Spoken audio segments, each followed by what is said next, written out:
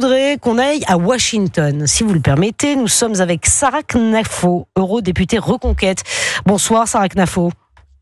Bonsoir, bonjour pour moi. Bonsoir bonjour à tous. pour vous, exactement, il y a un petit décalage horaire. Merci en tout cas d'être avec nous en direct sur Europe 1. Vous êtes sur la liste très sélective des invités de Donald Trump pour son investiture demain. Évidemment, on va en parler avec vous, mais peut-être d'abord je voudrais peut-être une réaction sur ces 3 premiers otages, ces 3 femmes qui ont été libérées par le Hamas aujourd'hui, conformément à l'accord de cessez-le-feu entre Israël et le Hamas. C'est quand même une victoire de Donald Trump, peut-être avant son investiture. Qu'en pensez-vous ?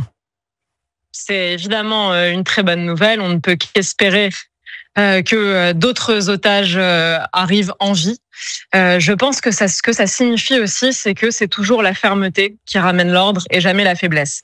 On a souvent présenté Donald Trump comme un personnage sulfureux, guerrier, et pourtant on s'aperçoit que 4 ans avec lui, c'était 0 guerre, alors que 8 ans avec Obama, on ne compte pas le nombre de guerres que les États-Unis ont déclenchées. On voit aussi que quand il arrive, on signe des cessez-le-feu. On espère peut-être demain également un cessez-le-feu sur le front de l'Est du continent européen. Mais quoi qu'il en soit, ça donne, je crois, une belle leçon de stratégie, même de stratégie militaire, de stratégie géopolitique. C'est-à-dire, c'est avec la fermeté que les autres se tiennent à carreau, si on peut parler de manière familière. Et quand on donne une image de faiblesse, comme Joe Biden l'a donné aux États-Unis, mais comme on le voit malheureusement beaucoup chez nous, quand on donne une image de faiblesse, on excite le plus souvent la barbarie. Un mot sur Donald Trump. Je crois que vous avez déjà été invité par Donald Trump lors de la cérémonie du 7 octobre en Floride. Est-ce que vous l'avez rencontré ? Vous avez pu échanger avec lui ?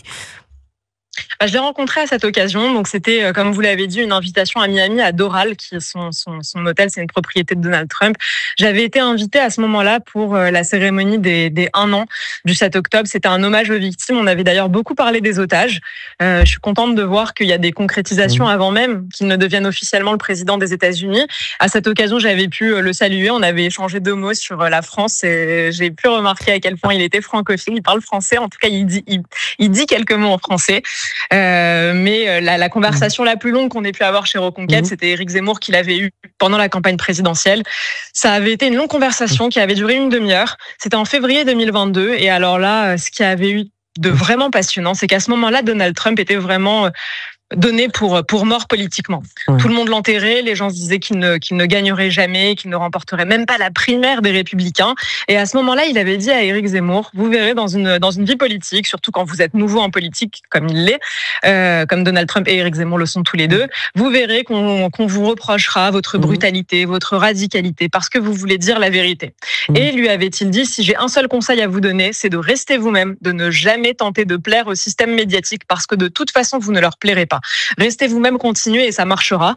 Il lui avait dit ça. On connaît la suite de l'histoire pour Donald Trump. Moi, je suis pressée de voir la suite de l'histoire. C'est pour Éric Zemmour. Vous prédisez un avenir radieux pour Éric Zemmour. C'est ce que Donald Trump vous disait. C'est une source d'inspiration pour Reconquête, Donald Trump ? La source d'inspiration, c'est de voir ce retour en politique réussi par le simple fait de se dire on va rester droit dans la tempête. Je pense qu'en politique, il y a très très très peu de personnes qui ont ce tempérament. Beaucoup font de la politique en regardant exclusivement les sondages, les enquêtes d'opinion. Ils prennent leurs décisions en se demandant que va en dire France Inter.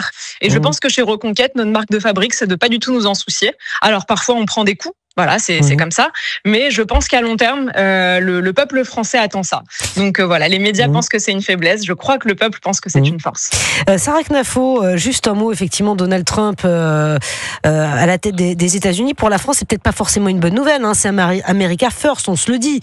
On le sait, ça va pas être simple pour nous quand même. Ça va pas être simple. Alors voilà, moi je pense qu'il faut pas avoir de naïveté. C'est-à-dire que évidemment qu'en matière commerciale, en matière de défense, en matière numérique, on a des intérêts qui sont souvent divergents avec les États-Unis. Là où Donald Trump va nous pousser à devenir adultes, c'est qu'en réalité ces intérêts divergents, ils existent depuis des décennies. Si vous voulez, Pierucci, qui était le cadre de chez Alstom, a été enfermé sous les geôles américaines sous Barack Obama. L'extraterritorialité du droit américain, ça date de décennies. Le fait que les GAFAM viennent empiéter sur nos terrains, prendre nos données, etc. Là encore, ça date de plus de 20 ans. Donc si vous voulez, la seule différence entre Obama, les démocrates et Donald Trump, c'est que Donald Trump l'assume. Donc, il va nous pousser à la fin de l'immaturité, à la fin de la naïveté vis-à-vis des États-Unis. Trump dit l'Amérique d'abord et nous devons dire la France d'abord. Il ne faut pas être naïf. Il va défendre férocement les intérêts américains et j'espère qu'enfin, les Européens et en particulier les Français vont se dire que nous aussi, nous devons défendre bec et ongle nos seuls intérêts. Je voudrais aussi qu'on dise un mot, et je voudrais avoir votre regard, Sarah Knafo, eurodéputée Reconquête. Vous êtes à Washington en direct avec nous sur l'affaire TikTok et les départs chez nous de X. Donald Trump, donc, il va compter sur Elon Musk, le dossier TikTok qui est sur la table. Alors, TikTok a été interdit, puis finalement Donald Trump dit attendez, avec un décret, on va discuter ensemble afin que les États-Unis prennent une part de TikTok pour que ça ne soit pas que dans le camp des Chinois. Je fais extrêmement simple quand je résume ça. Est-ce que vous pensez qu'il faudrait faire la même chose en France et que nous aussi on prenne le contrôle de ces réseaux sociaux, en tout cas qu'on les modère? Alors, quand j'entends le mot modération, ça me fait peur. Oui. Parce que modération en Europe, ça signifie censure. Oui. Attention, quand les États-Unis font ça, ils disent nous, on a le premier amendement de notre Constitution qui protège la liberté d'expression des Américains. Et ils disent TikTok, c'est pas un Américain, c'est une plateforme chinoise. Et on ne veut pas avoir toute notre jeunesse soumise à l'ingérence chinoise. Quand vous regardez TikTok aux États-Unis, il y a beaucoup de tentatives d'influence du régime chinois. Donc eux, ils essayent de lutter contre une ingérence étrangère. Nous, quand on regarde Twitter, et la manière dont surtout la gauche veut censurer Twitter, c'est un tout autre débat. Eux, c'est un débat sur la liberté d'expression classique et pas forcément sur l'ingérence étrangère. Ils essayent de l'habiller comme ça en parlant d'Elon Musk, mais en réalité, on voit que ce qui les dérange, et depuis longtemps, c'est qu'à chaque fois que la droite s'exprime, il faut essayer de la faire taire. Et d'ailleurs, pas seulement sur les réseaux sociaux. Vous avez remarqué, et bon, sur Europe 1, on vous l'apprend pas, mais que l'Arcom, du jour au lendemain, décide d'interdire une fréquence, puis le lendemain décide qu'il va falloir lister les journalistes et les intervenants selon leurs opinions. Donc c'est une pente liberticide en France.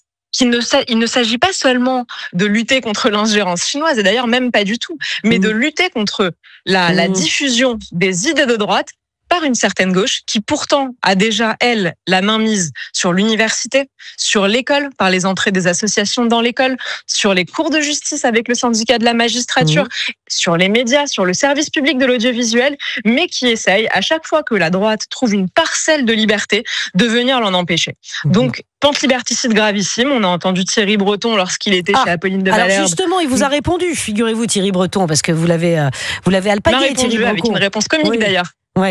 Vous savez oui, quoi ? Tout à fait. En fait, que dit Thierry Breton ? Thierry Breton nous dit chez Apolline de Malherbe, je cite, on a réussi à annuler l'élection en Roumanie, on fera la même chose en Allemagne. Vous savez, il y avait cette phrase connue qui disait quand le peuple vote contre les intérêts des élites, il faut dissoudre le peuple. Pour que les auditeurs d'Europe 1 comprennent bien de quoi on parle, on va écouter les mots de Thierry Breton. Écoutez. C'est pour assister à 3 réunions par an. Je demande évidemment à la Commission européenne si j'ai le droit de le faire. Son comité d'éthique est saisi, dit évidemment.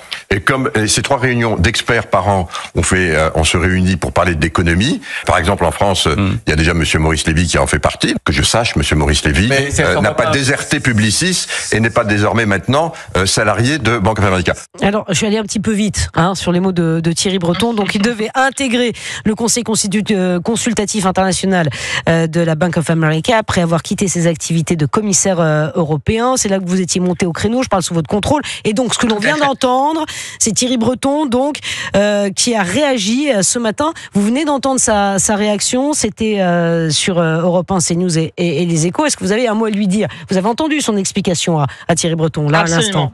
Absolument. Alors, rappelons quand même que monsieur Thierry Breton, qui a passé sa semaine, c'est son mois même, sur les médias, on l'a plus démaquillé tellement il était à la télévision, qui a passé son temps à parler de l'ingérence américaine. Et on découvre, avant-hier, que monsieur était dans le même temps en train de négocier son pantouflage à la Bank of America. Alors qu'il était en train de culpabiliser de pauvres gens qui sont derrière leur ordinateur et qui ont une seule parcelle de liberté sur Twitter. Il était en train de leur dire qu'il participait à l'ingérence américaine alors que lui-même était en train de pantoufler dans une banque américaine. Et ça, c'est quelque chose qui n'est absolument plus tolérable. Nous, on ne fait aucunement partie d'un quelconque projet d'ingérence quand on a le simple malheur de se dire qu'on a trouvé enfin sur Twitter un espace de liberté. J'ajoute d'ailleurs, puisqu'ils veulent tous accuser Elon Musk, parce que Elon Musk soutient Donald Trump, que même Mark Zuckerberg, qui est quand même le symbole du démocrate progressiste de Californie, que lui-même en vient à dire qu'il faut protéger la liberté d'expression, que lui-même a fait des révélations fracassantes pour dire que sur le groupe qu'il dirige, donc Facebook, Instagram, tout le groupe Meta, que sur le groupe qu'il dirige, le gouvernement américain de Joe Biden lui avait demandé de cacher des informations, notamment sur les scandales du fils de Joe Biden. Donc on nous apprend qu'il y avait une véritable censure d'État, ce qui est gravissime. Et une fois qu'on a ces informations qui sortent, moi, le sentiment que j'ai, c'est qu'on a en France, comme un vent de panique, des censeurs en chef qui veulent venir refermer la chape de plomb, culpabiliser les gens qui ont pour seul souhait, en fait, de pouvoir s'exprimer, de pouvoir débattre. Puisque si vous regardez, typiquement, on peut prendre l'exemple de Twitter, la gauche y a droit de citer. Quand vous regardez le compte de Kamala Harris, je crois qu'elle a 21 millions d'abonnés.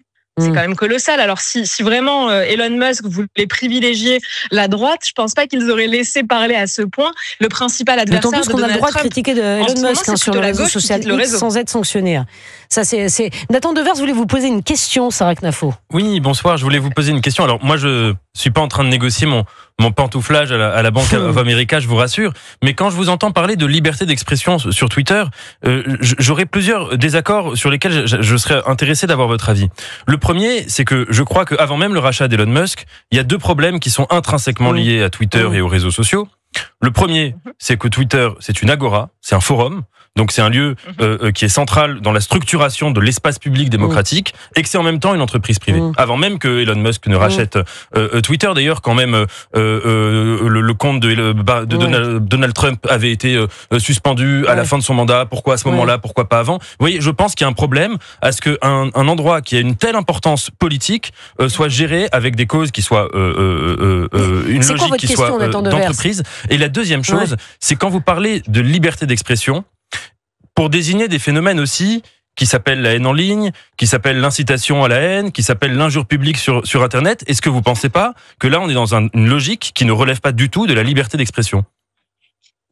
Alors, je vais répondre d'abord à la première. Je vous entends dire que le problème, c'est que cette agora, qui donc a pris énormément d'importance dans notre débat public, vous avez parfaitement raison. Je vous entends dire que le problème, c'est que c'est une entreprise privée. Mais alors, dites-moi, est-ce que vous voudriez que ce soit l'État français qui demain crée une forme d'agora pour permettre le débat public? Si vous me répondez oui, je vais vous dire ça existe déjà. Ça existe déjà et ça s'appelle le service public de l'audiovisuel. Et alors là, si on veut regarder l'algorithme, comme on dit, du service public de l'audiovisuel, on s'apercevra à quel point il penche à gauche. Ça, pour le coup, c'est vraiment démontré. Vous regardez le nombre d'heures passées de la gauche sur le service public, vous regardez le nombre d'heures passées par la droite sur le service public, et vous comprenez le biais idéologique qui est celui du service public, mais qui, à mon avis, n'est plus à démontrer. Premier élément, donc, que ce soit géré par le public, je pense pas que ce soit beaucoup plus rassurant. Un dernier élément sur ce point-là, quand il y a quelques années, on avait effectivement la censure de comptes de droite, d'influenceurs de droite sur les réseaux sociaux, la gauche nous disait, mais les plateformes sont libres de leur modération. Ce sont des entreprises privées, elles font ce qu'elles veulent, c'est elles qui modèrent. Et puis, soudain, quand ce sont des gens de droite qui rachètent ces réseaux ou des gens qui soudain sont favorables à la liberté d'expression pour des gens de droite, on nous dit alors là, attention, c'est du privé, il faut de la régulation, il faut du public. Il y a quand même un paradoxe à se dire que la liberté c'est bien quand c'est la gauche, mais dès que ça commence à être la liberté pour tout le monde, alors là, ça va plus du tout. Ça, c'est le paradoxe. Ensuite, vous me parlez de la liberté d'expression. Est-ce qu'on parle encore de liberté d'expression quand on parle de haine en ligne? Mais qu'est-ce que c'est la haine en ligne? Où est-ce que ça s'arrête? Quand vous regardez les motifs de plainte, par exemple d'associations comme SOS Racisme, qui qualifient tout de haine, où est-ce que ça s'arrête? À quel moment est-ce qu'on se dit que la liberté d'expression s'arrête? Vous voyez ce que je veux dire? Il y a une telle judiciarisation des propos. On est allé tellement loin dans la judiciarisation du débat public que ça donne envie, oui, d'un vent de liberté, de pouvoir se dire on a le droit de parler, on a le droit de lire des propos choquants, on a le droit de lire des propos avec lesquels on est en désaccord, on a le droit de lire des propos qu'on peut juger, selon sa conscience, immoraux. Tant qu'il n'y a pas de diffamation et d'appel à la violence, on devrait avoir le droit de lire tout ça. On est un peuple adulte. Il ne faut pas avoir peur de laisser des opinions en liberté parce que de toute façon, même quand vous interdisez interdisez leur expression, vous n'interdisez pas leur existence. Sarah Knafo, une toute dernière question et on va vous laisser vaquer à vos occupations, elles sont nombreuses. Vous avez juste à la veille de cette cérémonie d'investiture, comment ça va se passer? Vous avez prévu, je sais pas, une tenue, raconter aux auditeurs d'Europe 1 les coulisses, on va venir vous chercher, vous y allez toute seule. Est-ce que vous avez un cadeau, me dit-on, pour Donald Trump? Comment ça se passe? Juste les coulisses, un peu de glam là. Alors, attendez, je vous raconte brièvement. Oui. Alors en gros, les États-Unis sont un vieux pays décentralisé, ce qui fait que vous avez les élites du pays qui vivent dans tous les États des États-Unis et qui historiquement depuis 2 siècles ne se retrouvent dans la capitale à Washington que tous les 4 ans pour l'investiture d'un nouveau président. Ce qui fait que chaque secteur économique, chaque journal, chaque grosse entreprise organise son propre bal, sa propre cérémonie. Donc moi par exemple, vendredi j'ai commencé avec le bal des crypto-monnaies. Hier j'étais à une autre soirée. Aujourd'hui pendant que je vous parle, je suis à un brunch d'un think tank qui s'appelle le 21st Century Institute. Ah oui, c'est très mondain.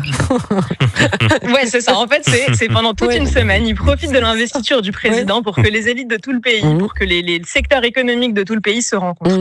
Donc voilà, pendant une semaine, c'est toute une série de balles, de cérémonies. On va pas rester toute la semaine, on rentre mercredi. On a quand même beaucoup de travail en France. Mais c'est aussi l'occasion de voir. C'est ambiance robe longue et comment ça marche. Et c'est ça. Est-ce que c'est des robes longues? Oui, c'est des smokings et des robes longues, c'est ça. Smoking, robe longue. Il va faire froid, couvrez-vous, parce que je crois qu'on nous a dit -5 pour la cérémonie d'investiture. Bon, c'est à l'intérieur. Merci infiniment, Sarah Knafo, d'avoir répondu à nos questions ce soir sur Europe 1. Merci beaucoup.